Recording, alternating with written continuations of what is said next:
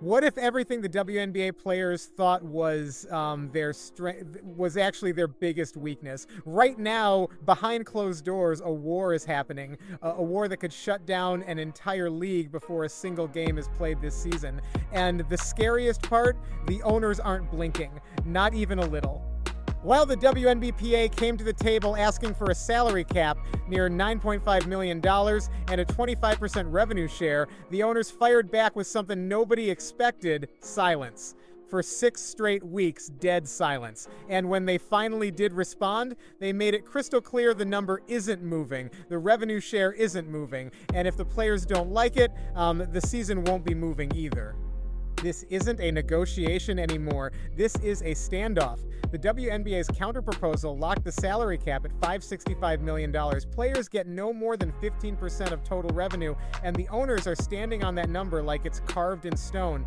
They did offer slightly better housing terms, a bump in the 401k, and a small recognition payment increase for veterans. But on the core financial demands, absolute silence. Here's what nobody is saying out loud yet. The owners have data.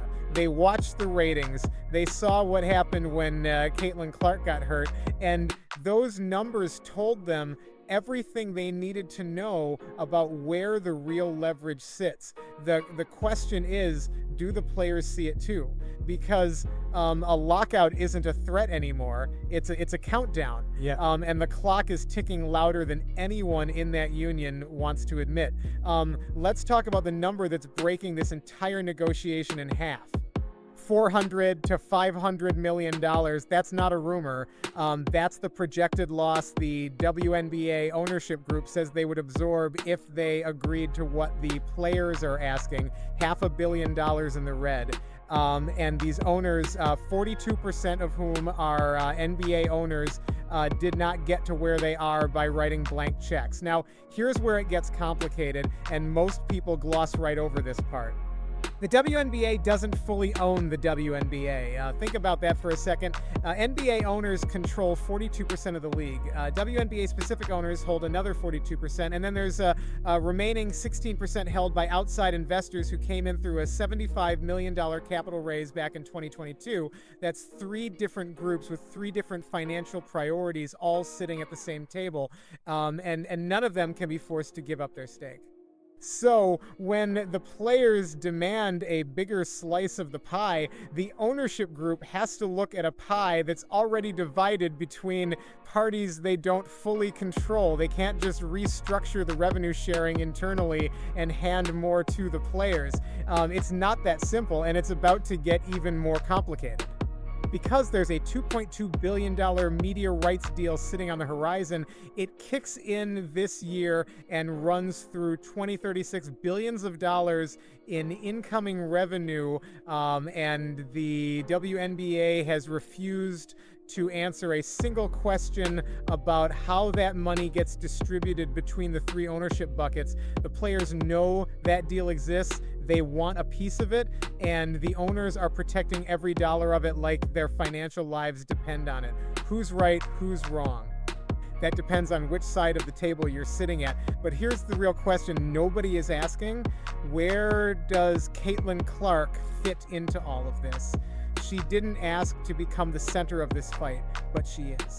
Caitlin Clark is the most valuable player in the modern WNBA, not just on the court, but in the revenue projections, the TV ratings, the jersey sales, and the sponsorship conversations. When she plays, people watch. When she got hurt last season, viewership dropped by more than 50%. More than half the audience disappeared. Let that sink in. The owners saw those numbers, and instead of panicking, they got clarity, because what those ratings told them was simple. This is not an evenly distributed star league. There is one player driving the majority of the casual fan base to tune in, and she's a rookie who just finished her first season. Now, the players' union wants the owners to pay, like this is a league full of Caitlin Clarks. The owners are paying based on what the ratings actually say. That tension between what the players believe they're worth and what the market is currently proving is the invisible wall in every single negotiation session. The players feel disrespected. The owners feel like they're being asked to fund a fantasy. And caught in the middle of all of it is Clark herself. She's a union member. She benefits from a stronger CBA, but she's also the one player the league simply cannot afford to lose, and everyone knows it. Does she speak up? Does she push for her teammates?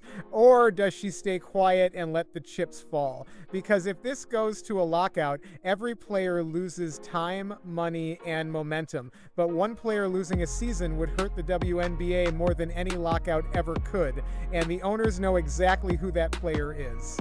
Let's rewind to the moment this whole thing could have been avoided. December. Late December.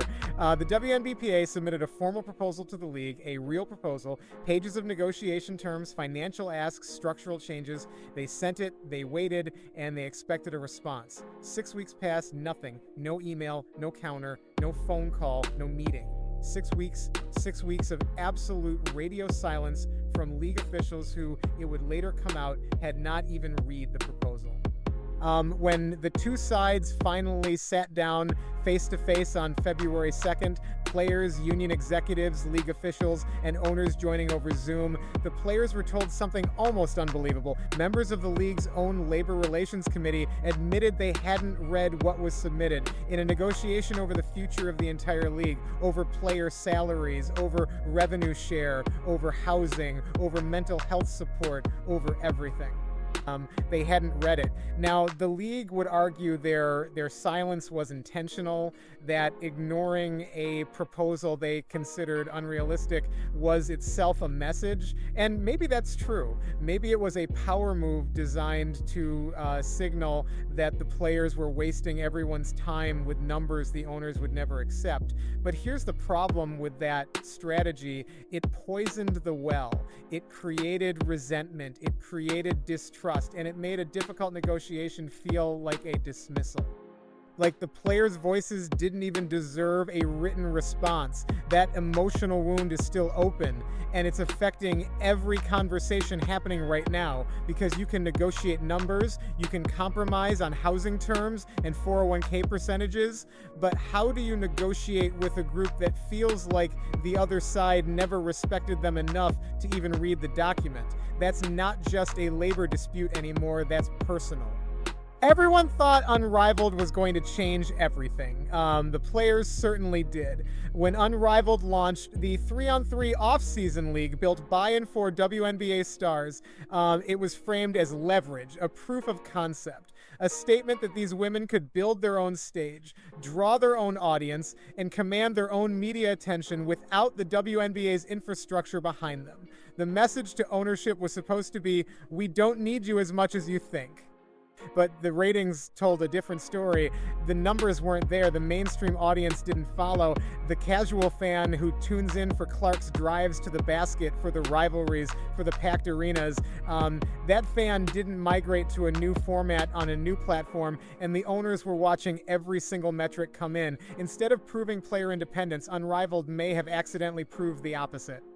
It revealed that the WNBA's growing popularity isn't evenly spread across its roster. It's concentrated, it's specific, and it's fragile in ways the players didn't fully anticipate.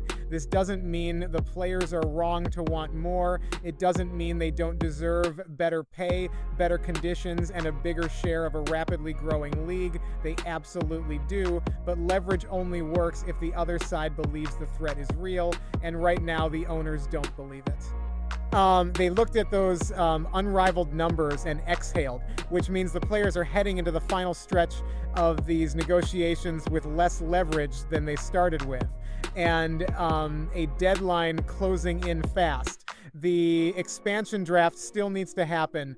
Free agency needs to happen. The collegiate draft needs to happen. There is no room left on the calendar for a prolonged standoff. Someone is going to have to blink. The question is who and what it's going to cost them. Here's the part of this story the headlines keep skipping over. The owners aren't the villain here, but they're not heroes either. What they are is calculated, and right now, calculated is winning. The WNBA's latest counterproposal was fast notable for its speed after weeks of silence. When they responded to the union's February 17th proposal within just days, it sent a signal: we are engaged, but our position hasn't changed. The salary cap stays at $5.65 million. Revenue share stays at 15%.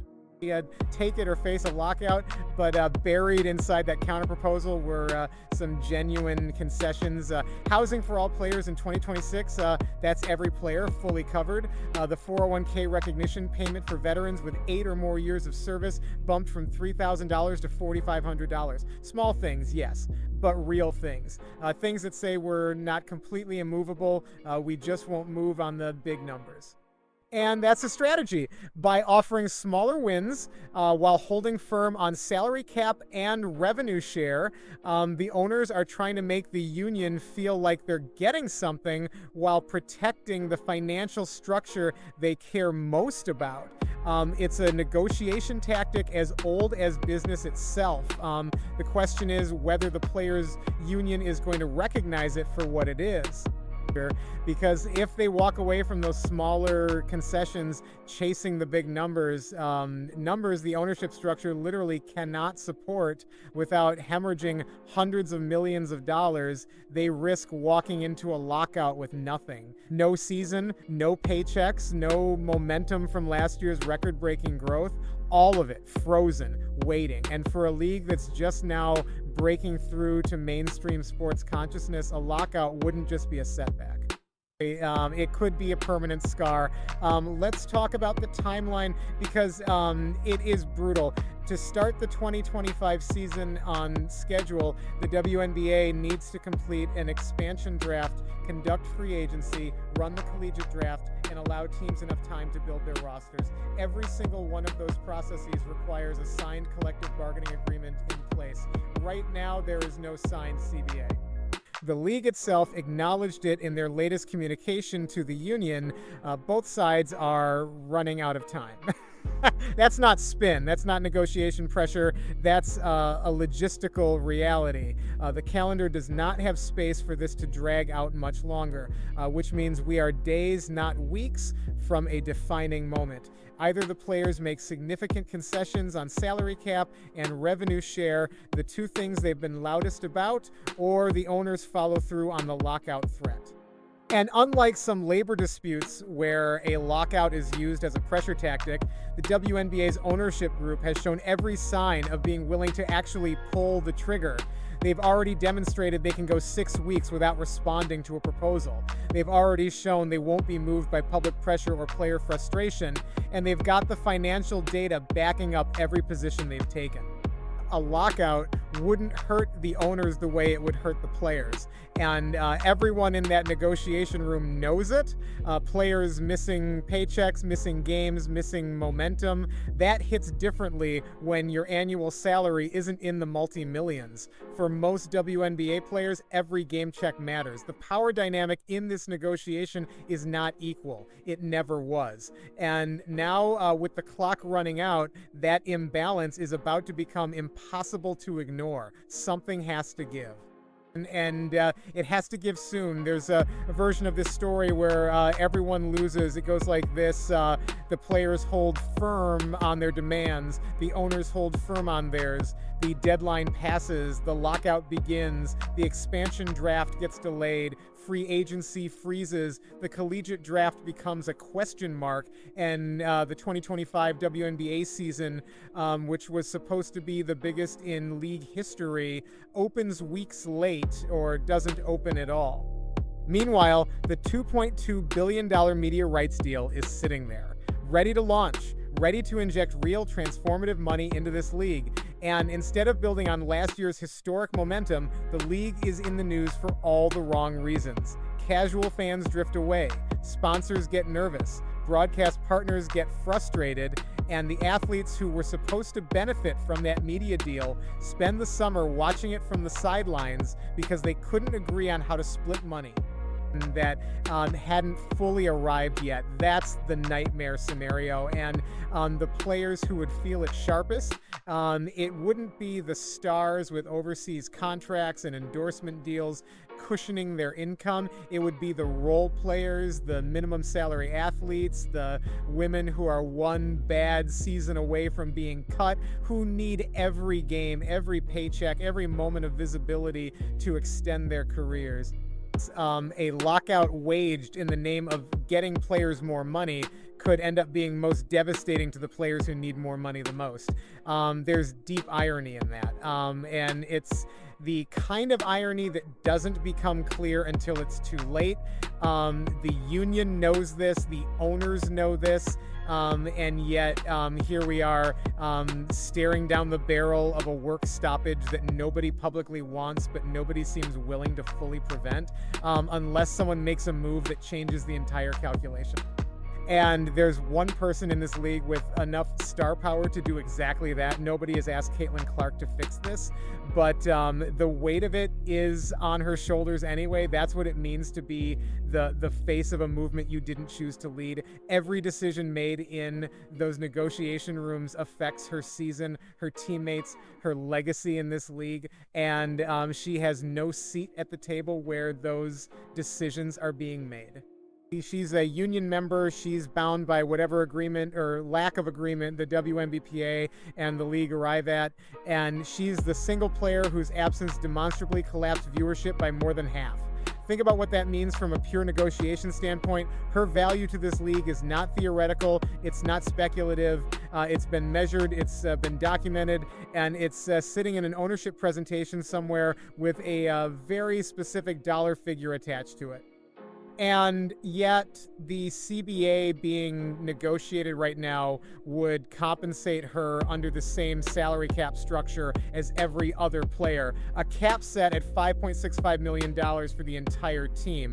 Is that fair? Is that the right way to value her contribution? Those are questions worth asking, and questions the current CBA framework doesn't have a clean answer for. What's clear is this: if there's a lockout, she loses. If the season starts late, she loses. If the league's momentum stalls right as the new media deal is launching, she loses more than almost anyone because she was the engine driving that momentum forward. Her leverage in this situation is enormous. Her voice, if she chose to use it publicly, could shift the entire narrative. A single statement from Clark about the CBA could move markets, change headlines, and put pressure on both sides in ways no union memo ever could. But so far, silence. And in this negotiation, silence has a way of speaking very, very loudly.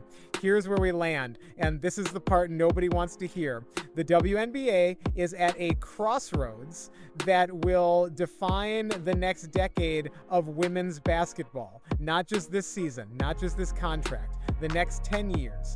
The owners have the leverage right now, and they know it. The players have the moral high ground. They deserve more. And in a league growing this fast, asking for a bigger share isn't unreasonable.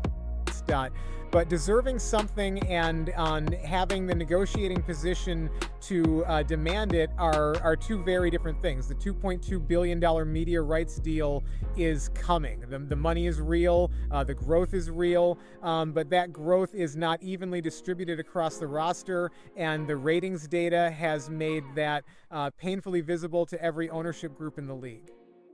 If the players want a stronger CBA, and they should, the path forward isn't holding out for numbers. The ownership structure literally cannot deliver without catastrophic losses. The path forward is securing a deal that gets them more than they have now, protects the gains they've made, locks in improved housing and benefits, and positions them to renegotiate from a stronger place when this deal expires. A shorter deal with better terms is better than no deal, and a lockout. A signed CBA that starts this season on time is better than a work stoppage that scars the league's reputation right as it's about to explode into mainstream consciousness. The owners stood their ground. That part is done. The question now is whether the players' union has the wisdom to read the room, to fight for what's winnable, bank those wins, and live to fight again from a position of even greater strength.